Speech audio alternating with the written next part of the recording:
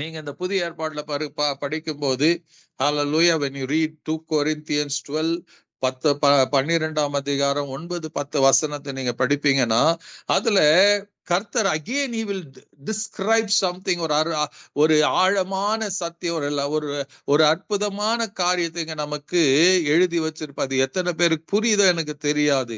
அவர் இது நம்ம எத்தனையோ முறை கேட்ட வசனம் தான், ஒன்றும் புதுசா இல்லை.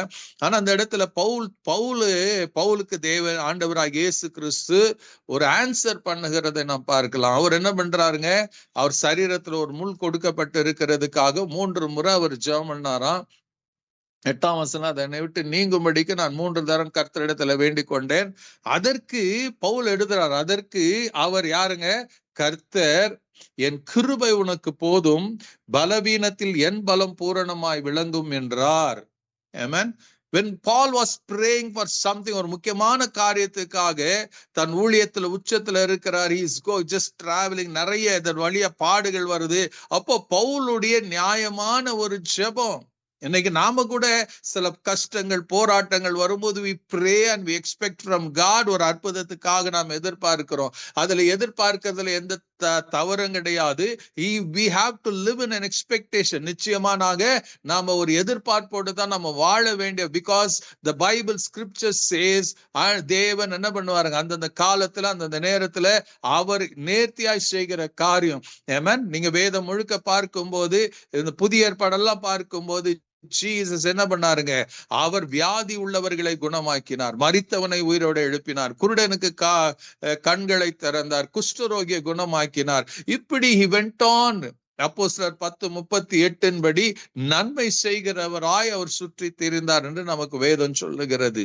So Jesus performed miracles. பல அற்புதங்களை அவர் செய்தார் என்று நமக்கு வேதம் கற்றுக் கொடுக்கிறது.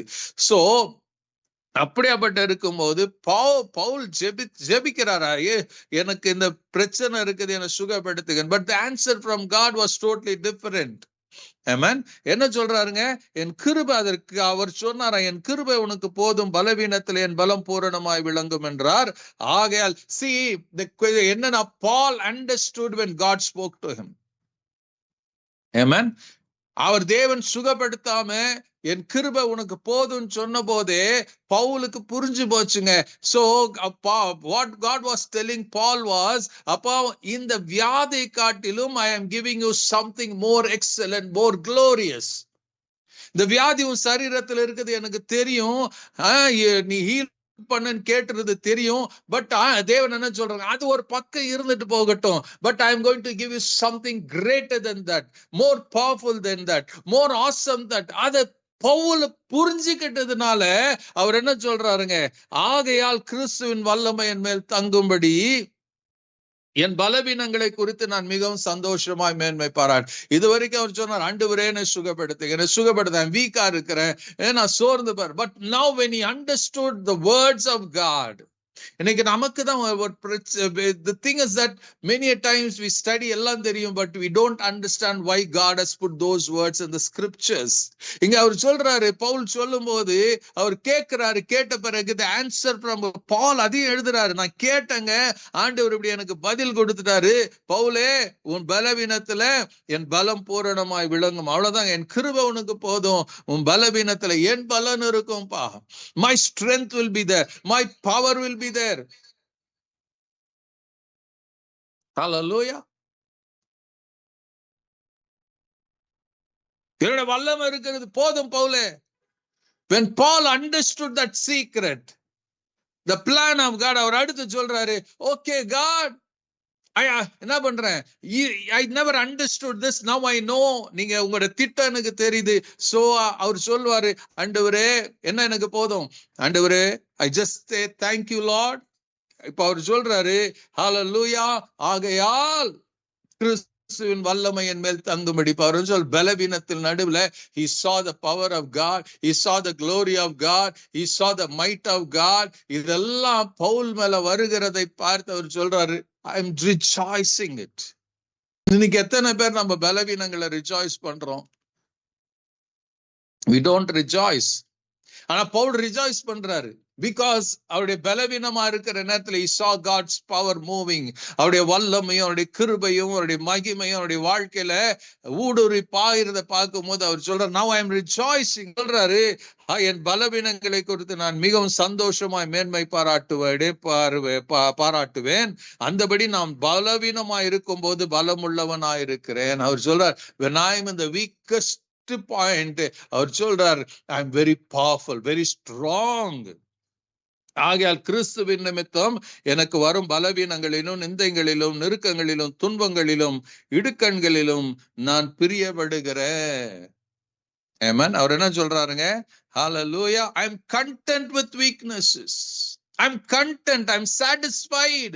I am not, எனக்குள்ள என்னங்க எரிச்சலோ கோபமோ இல்லை. ஏன் ஆண்டவர்கிட்ட கேளு. I say, you are saying, I am content with my weaknesses, insults, hardships, persecution and calamities, for when I am weak, then I am strong. Amen. இன்னைக்கு உங்களுக்கு எனக்கு என்ன வேண்டியது தெரியுங்களா? Hallelujah. God. அவர் தான் உங்களோடு என்னோட இருக்கணும். தாவீது சொன்னது, கர்த்தர் என் பட்சத்துல இருக்கிறார் என்பது. We need God in our side. We need God to live in us. நம்முடைய வாழ்க்கையில அவர் என்ன பண்றோம்? ஆழமாய் நம்முடைய வேர் கொண்டு இருக்கணும். ஆமென். உங்களுக்கு எனக்கு வேண்டியது ஒன்னே ஒண்ணுதாங்க. We need God in our lives. Hallelujah. If God is there, அப்பதான் மிரக்கல் நடக்கும். உங்களுக்கு, you are the happiest, you will be the happiest person. The person who has God will be the happiest person, blessed person. Amen. உலகத்துல எது இருக்குதோ இல்லையோ, if you have God, your eternity is being sealed. இதுதான் நடக்குங்க. So don't give up on God. Amen. அந்த பலவீனத்தில் அவருடைய பலன் இருக்கும். I want you to share. இன்னைக்கு கூட ஒரு மிஷனரியை குறித்து நான் பேச விரும்புகிறேன். How அவங்க தங்க பலவீனத்துல எப்படி கர்த்தருக்காக மகிமையா இருந்தாங்க என்பதை குறித்து நாம் பார்க்க போகிறோம். ஆமென். அவங்க பேர் ஆமி கார்மைக்கல். ஆமி கார்மைக்கல். ஹalleluya. அவங்க ஒரு யூகே யுனைடெட் கிங்டம்ல இருந்தவங்க, கிறிஸ்டியன் மிஷனரி. 1867 அவங்க பிறந்தாங்க. She died in 1951. When she died in Indiaல தான் அவங்க மரிச்சு போனாங்க. ஆமென். ஹalleluya. இந்தியால தான் மரிச்சு போனாங்க. அவங்க ஆரம்ப நாட்கள்ல இருந்து அவங்க மிஷனரியா வரும்போது she had a call from God. தேவனிடத்திலிருந்து ஒரு அழைப்பு வருகிறது. She surrendered herself to be a missionary. அந்த மிஷனரியா இருக்கிறதுக்கு சரண்டர் பண்ண she wanted to go to China. அவங்களுடைய ஹெல்த் கண்டிஷனை பார்த்து அவங்களுக்கு சைனா கொடுக்கறது இல்லை. But she persisted. She wanted to be a missionary. பிறகு தேவன் என்ன பண்ணாருங்க? அவங்கள அனாயிண்ட் பண்ணி she came. அவங்க என்ன பண்ணாங்க? இந்தியாவுக்கு கொண்டு வந்தாங்க. She came to India. Hallelujah. 1895 she came to India and she never returned back to England. யூகேக்கு அவங்க திரும்பி போகவில்லை. She lived all her life. கடைசி மரணம் வரைக்கும் அவங்க என்ன பண்ணாங்க? இந்தியால, சவுத் இந்தியால தான் இருந்தாங்க. அவங்க இருக்கிற நாட்கள்ல பார்க்கும்போது இந்த தேவதாசி, சிறு பிள்ளைகளை விபச்சாரத்துல ஈடுபடுறது எல்லாம் பார்த்து உடைஞ்சு போனாங்க. உடைஞ்சு போய் she brought a revival, ஒரு மாற்றத்தை கொண்டு வந்தாங்க. Hallelujah. She went and spoke. தைரியமா பேசினாங்க. அவங்க அந்த வாழ்க்கையை, பெண் பிள்ளைகளுடைய வாழ்க்கையெல்லாம் மாத்துனாங்க. ஏழைகளுடைய வாழ்க்கையை மாத்துனாங்க. Hallelujah. சோ இப்படியாப்பட்ட சூழ்நிலையில தான் அவங்க என்ன பண்றாங்க? 1927 வருஷத்துல தோனாவூர் ஃபெலோஷிப் என்பதை ஆரம்பிக்கிறாங்க. தோனாவூர் அப்ப அது ஒரு ஊராவே இருக்கிறது. திருநெல்வேலிக்கு பக்கத்துல தான், அதுக்குள்ள அந்த நடுவுல தான் இருக்கிறது. ஹாலல ஒரு சின்ன கிராமமா அன்னைக்கு இருந்தது. இன்னைக்கு அது ஒரு ஊழிய ஸ்தலமா இருக்கிறது. அந்த தோனாவூர்ல தான் ஒரு ஃபெலோஷிப்பை ஸ்டார்ட் பண்றாங்க. ஹalleluya. அந்த இடத்துல இருந்துதான் என்ன பண்றாங்க? பலரை அவங்க என்ன பண்றாங்க? ஊழியத்தின் வழியாய் அவங்களுடைய சாட்சியுள்ள வாழ்க்கை நிமித்தம் பெண்களுடைய வாழ்க்கையை மறுமலர்ச்சி கொண்டு வராங்க. நிறைய மாற்றங்களை கொண்டு வராங்க. இன்னைக்கும் அந்த சவுத் இந்தியால திருநெல்வேலி பகுதியில அவர்களுக்கென்று ஒரு கனமும் மரியாதை இன்னைக்கு இருந்து கொண்டே இருக்குது. அவங்களுக்கு அந்த இடத்துல என்ன பாருங்க, அம்மைன்னு ஒரு பேர் வச்சிருந்தாங்க. அவங்களை எல்லாரும் கூப்பிடுறது அம்மைன்னு தான் கூப்பிடுவாங்க. அல்லேலூயா. அம்மைன்னு தான் கூப்பிடுவாங்க. அவங்க மரித்த பிறகு அவங்க கல்லறையில மேலும் முழு பேர்ல அம்மைன்னு தான் போடப்பட்டிருக்குதான். அல்லேலூயா. சோ அவங்களுக்கு அவ்வளவு சரீரத்துல பலவீனங்கள். யோசித்து பாருங்க, பவுல் சொன்னது போல் அத்தனை பலவீனங்கள். அல்லேலூயா. திடீர்னு அவங்களுக்கு இந்த முடக்கு வாதம் வந்துருது, ஆர்த்தரைட்டிஸ் வந்து விடுகிறது. அந்த ஆர்த்தரைட்டிஸ் வந்து விடுறதுனால நடக்க முடியாம போகுது. அதுக்கு முன்னாடி பலவிதமான பலவீனங்கள் இருக்கும்போது நாட்களாக வாரங்களாக அவங்க படுத்த படுக்கையில இருப்பாங்களாம். ஆனாலும் அந்த படுத்த படுக்கையில இருந்து கொண்டே கிட்டத்தட்ட 40 புத்தகங்களை அவங்க எழுதியிருக்கிறாங்க. ஊழியத்தை குறித்தாதான பல தரிசனங்களை குறித்து. she has written 40 books. ஏமேன். அந்த பலவீனத்தின் நடுவுல கூட ஏமேன் அவங்க அவங்க நடக்க முடியாத சூழ்நிலையில கூட அவங்களை என்ன பண்ணுவாங்களாம், அவங்களை தூக்கி கொண்டு போக சொல்லுவாங்களாம். some people என்ன பண்ணாங்க, சில பேரை வச்சு அவங்க தூக்கி கொண்டு போய் அந்த போகிற வழியில் அத்தனை பலவீனத்தில் நடுவுல போய் கர்த்தருடைய வார்த்தையை சொல்லுவாங்களாம்.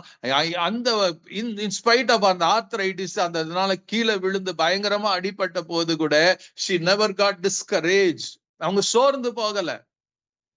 இன்னைக்கு நமக்கு கொஞ்சம் பலவீனம், கொஞ்சம் ஒரு கஷ்டம், ஒரு தலைவலி ஏதாச்சும் வந்தா நம்ம சோர்ந்து போகிறோம். இம்மிடியேட்டா கேன்சல் நம்முடைய ஜெபத்தை, நம்முடைய சபைக்கு எல்லாத்தையும் நம்ம கேன்சல் பண்ணிட்டு we want that. என்ன பண்றோங்க, அந்த அப்படி நான் இருந்துடலாம் தான் நினைச்சு நம்ம வாழ்கிறோம். பட் நம்ம பாத்தீங்கன்னா in spite of all our weaknesses, in spite of எத்தனையோ நெகட்டிவிட்டி அவங்க வாழ்க்கையில நடக்க முடியாதுங்க. அப்படியாப்பட்ட காலத்துல கூட யோசித்து பாருங்க, அவர்களை தூக்கி கொண்டு போவாங்களாம். தோனி கட்டி எடுத்துட்டு போய் என்ன பண்ணுவாங்க, அவங்க போய் ஊழியம் பண்ணுவாங்களாம். கர்மைக்கேலுடைய அந்த அம்மாவுடைய ஊழியத்தினுடைய மேன்மை. she was not having a happy life. 1895க்கு அவங்க வராங்க, இந்தியாவுக்கு வராங்க. அதுக்கு பிறகு 1951ஆம் வருஷத்துல அவங்க மரிக்கிறாங்க. she never returned back to England. Amen. ஒரு இந்திய பெண்ணாகவே அவங்க இந்தியாவுல வாழ ஆரம்பிக்கிறாங்க. அநேக பெண் பிள்ளைகளை அவங்க என்ன பண்றாங்க, வளர்க்கிறாங்க. ஆர்ஃபனேஜ் போல நடத்துறாங்க. Amen. அவங்களுக்கு மறுவாழ்வு கொடுக்கறாங்க. So she became a favorite woman. அந்த இடத்துல ஒரு தாயாக அவங்க என்ன பண்றாங்க, ஒரு அருமையான everybody loved her. அப்படியான ஒரு வாழ்க்கை. That was a testimony. In spite of her pain, in spite of her weaknesses, in spite of arthritis, இன்னும் பலவிதமான வியாதிகள் அவங்க சரீரத்தில் இருந்தது. She lived for Jesus. இன்னைக்கு நமக்கு அதுதாங்க வேணும். we are living இருக்கிறோம். நமக்கு அந்த நம்முடைய சொகுசுல நம்ம வாழ்கிறதுல நம்ம ஒரு பிரயோஜனமும் இல்லை. ஹல்லேலூயா. நமக்கு வலி வேதனை வரும்போது we quit everything. பட் இவங்களோட ஒவ்வொரு சாட்சி, ஒவ்வொரு மிஷனரிய படிக்கும் போது I'm just thinking, நான் எங்க இருக்கிறேங்க, where I am living, நான் எப்படி இருக்கிறேன், that question comes in me. So ஏதோ ஒரு மாற்றத்தை கர்த்தர் உங்க வாழ்க்கையில கொண்டு வரணும் என்கிற நோக்கத்தோட தான் இந்த வார்த்தைகளை கர்த்தர் கொடுக்கிறாரு. I'm trying to bring உங்களுக்குள்ள ஒரு ரிவைவல் வரணும், உங்களுக்குள்ள ஒரு எழுச்சி வரணும். நீங்க எழும்பணும், நீங்க கர்த்தருக்காக நிக்கணும். உங்களையே நீங்க பார்த்து கொண்டு உட்கார்ந்து விட்டுட்டு you have to rise and எழும்பி கர்த்தருக்காக பிரகாசிக்கணும். இதுதான் கர்த்தருடைய விருப்பம். இந்த நீங்க இந்த கார்மைக்கல் உங்களுடைய எல்லாத்தையும் நீங்க கூகுள்ல பார்க்கலாம். Amen. It is there. எதுவுமே அவங்க மறைச்சில. It is there. நீங்க படிங்க. May God encourage you. தேவன் உங்களை பலப்படுத்துவாராக. தேவன் உங்களோடு இருப்பாராக. தேவன் உங்களை ஆசீர்வதிப்பாராக. Hallelujah.